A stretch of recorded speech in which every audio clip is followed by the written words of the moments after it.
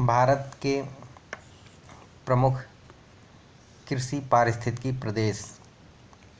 भारत के कृषि जलवायविक प्रदेश में भू-आकृतिक तथा वर्धन काल में विभिन्नता के आधार पर इसे कई अन्य उपभागों में विभक्त किया जाता है।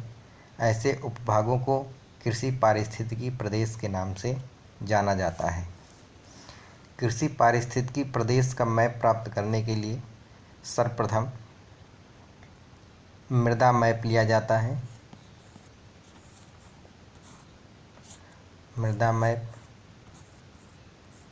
मृदा मैप पे जैव जलवायु मैप अधिरोपित कर दिया जाता है। उसके बाद उस पे GIS तकनीकी की सहायता से आवर्धन काल का अंकन किया जाता है। फसल वर्धन काल का अंकन किया जाता है, जिससे एक मैप बनता है जिसे कृषि पारिस्थितिकी प्रदेश का मैप कहा जाता है। अब भारत को प्रमुख कृषि पारिस्थितिकी प्रदेश में बांटा गया है। उसके 20 प्रकार हैं।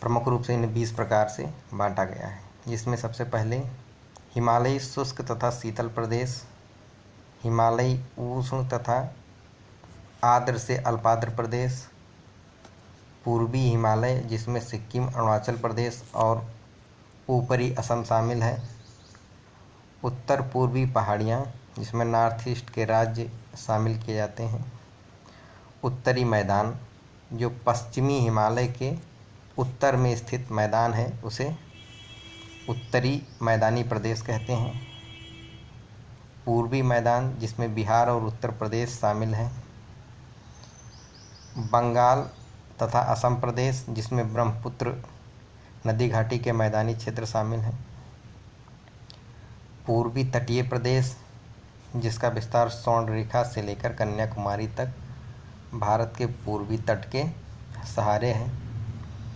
पश्चिमी तट तथा पश्चिमी घाट प्रदेश, पश्चिमी तट तथा काठियावाड़ व कच्छ प्रदेश, अरावली, मध्यवर्ती उच्च भूमियाँ तथा उत्तरी मैदान, पूर्वी पठार जिसमें छत्तीसगढ़ का पठार है।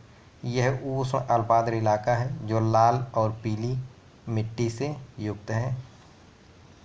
पूर्वी पठार छोटा नागपुर क्षेत्र जिसमें पूर्वी घाट भी शामिल है। दक्कन का तेलंगाना पठार तथा पूर्वी घाट, दक्कन पठार का उष्ण तथा शुष्क क्षेत्र, दक्कन पठार का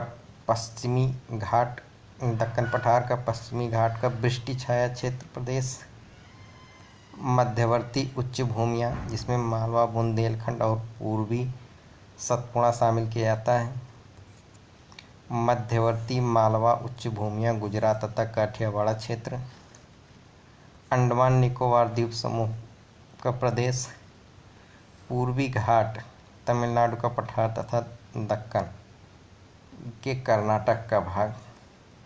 कुल मिला के 20 कृषि पारिस्थितिकी प्रदेश में भारत को विभक्त किया गया है।